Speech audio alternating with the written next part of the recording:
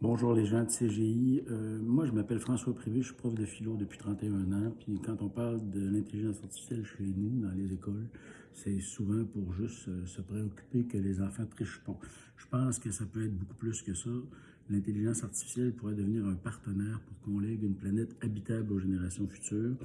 Je vois que ce serait possible si votre compagnie développait beaucoup de petits jeux qui inviteraient les enfants à jouer à tout ça de petits jeux, là, mais qui bloqueraient à un moment donné si ces enfants-là apprennent pas à faire pousser une plante dont ils envoient la photo.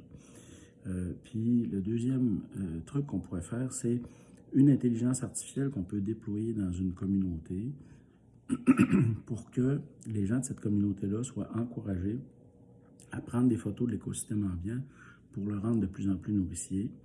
Puis, on pourrait développer un drone qui reconnaît les arbres nourriciers pour que la communauté sache qu'est-ce qu'elle peut ajouter dans son écosystème pour être de mieux en mieux nourrie par cette canopée nourricière-là. Moi, je pense qu'avec ces trois outils-là, tout ça, ça pourrait tenir dans une valise qu'on amène avec nous quand on va à quelque part dans le monde.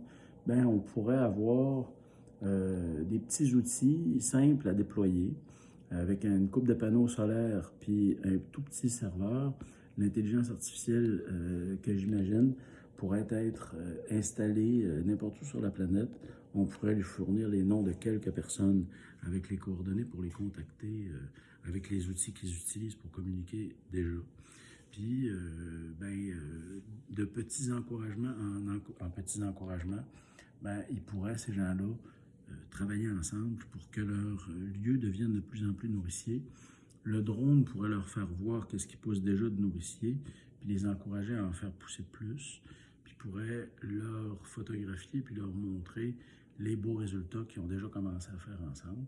Puis les petits jeux pourraient ramener les enfants dans ce projet-là, mais pas seulement les enfants, parce qu'il y a des petits jeux que les enfants aiment jouer, mais les vieux aussi, des fois, ils aiment ça jouer à des jeux.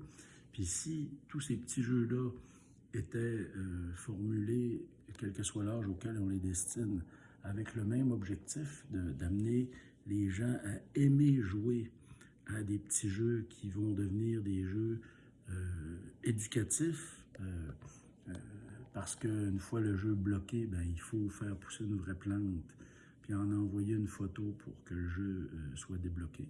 Moi, je peux très bien imaginer que des enfants jouent à ces jeux-là, que des vieux qui aiment ça faire des casse-têtes sur leur tablette puissent arriver à un moment où ils doivent débloquer les prochains casse-têtes en faisant pousser une petite plante. Puis avec l'intelligence artificielle qui réunit tout ce beau monde-là dans un projet collectif dans leur communauté, ça pourrait avoir comme effet d'amener les gens à travailler ensemble pour le bien commun, chose dont on a vachement besoin.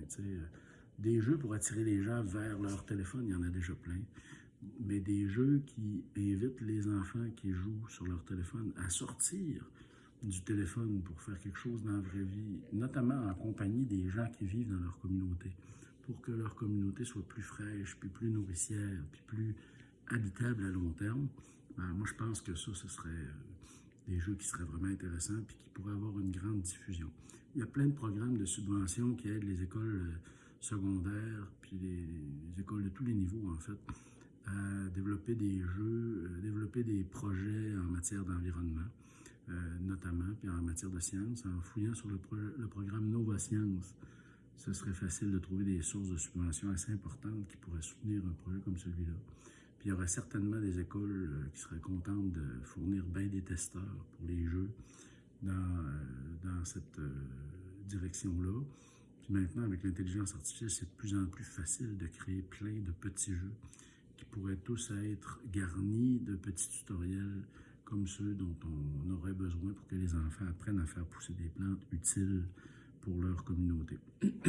Un outil comme celui-là, une banque d'outils comme ceux-là, ça pourrait être déployé partout sur la planète. Il y a des endroits où ça pourrait être particulièrement aidant parce que la sécurité alimentaire n'est pas encore assurée partout. On a une planète qui se réchauffe où des grands morceaux de cette planète-là vont devenir de plus en plus difficiles à habiter parce qu'il va faire trop chaud et humide. Si les gens partout sur la planète apprennent à planter beaucoup d'arbres nourriciers dans leur communauté, ça va être bon pour tout le monde, non seulement pour eux, mais même pour nous, parce que si des milliards d'arbres sont plantés ailleurs dans le monde, ben, ces milliards d'arbres-là, ils captent tout le CO2, pas seulement celui des gens du Sud, d'autant plus que en les plantant dans les pays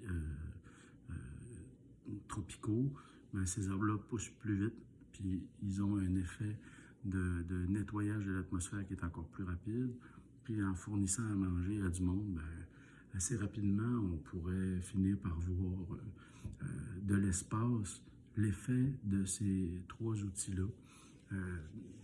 Moi, pour avoir fait démarrer un réseau de pépinières scolaires il y a une couple d'années, je sais qu'on peut finir par voir de l'espace le résultat de tout petits travaux, de toutes petites initiatives.